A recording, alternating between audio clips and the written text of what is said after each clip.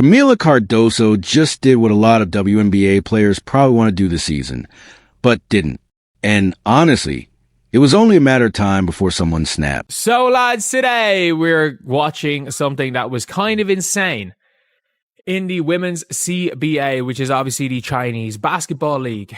We are witnessing for lack of a better way of describing it, a good old fashioned fight breakout on the court from Camila Cardoso. We're talking about a full-on altercation in the Chinese basketball league. Hair pulling, shoving, referees struggling to hold her back. And here's the part nobody is really talking about. She went after the wrong person. But does that even contact everywhere? She's a 6'7" center getting manhandled, possession after possession, and she finally reaches her breaking point. She turns and charges at the nearest defender. Referees are dragging her back, and she's still trying to break free. This wasn't a light shove. This was full aggression mode. Yanked down by the hair, gets up, and goes for the wrong person. That's my favorite part of this. She goes for the wrong person. Like, this defender doesn't really do... This defender grabs her arm, but someone from behind gets her by the hair and yanks her down. So Camila Cardoso runs up and goes for the wrong person. Has the referees drag her apart. Now here's where it gets interesting. The reaction online has been explosive. Some people say it was completely unjustified. Others say she overreacted and that it's just basketball. But let's be honest about what we watched during this WNBA season. We saw Caitlin Clark get hip-checked into another unit was fair. She didn't always show up physically when it mattered. But now she's in China, and she's showing a very different side of herself. And suddenly everyone is shocked. The Chinese league isn't the WNBA. The competition is lower.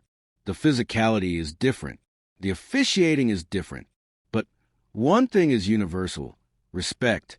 When you're dropping 29 points and forcing desperate defense, you've earned it. She's there in China. She's making sure you don't fuck with her. Like, if you go and hit her with a dirty play or what she deems to be a dirty play, you're gonna feel it. She's gonna make it known. I would love to see players in this scenario. Here's what should have happened more often in the WNBA this season. Not fights, not ejections, but players standing up for themselves within the rules. Hard screens, aggressive box outs, playing through contact, sending a message without catching a suspension. Instead, we've created a culture where rookies are expected to absorb punishment in silence. If they react, they're labeled immature or soft. It's a no-win situation. Cardoso's reaction wasn't smart from a basketball standpoint. It was messy. It was emotional. But was it understandable? Absolutely. It sent a message to opponents and to her teammates that she won't back down, that she has their backs, that there's a line you don't cross. Yes, she might have gone too far. Yes, she could have been fined or suspended. But she also showed intensity, something fans constantly say they want. We complain that players are too friendly, too passive. Then when someone shows real emotion, we act shocked. The reality is, women's basketball has become more dangerous, not less. Plays like diving into knees are far worse than a shoving match, yet they don't get the same outrage.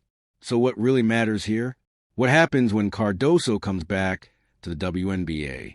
Does she bring this edge with her? Does she play more physically?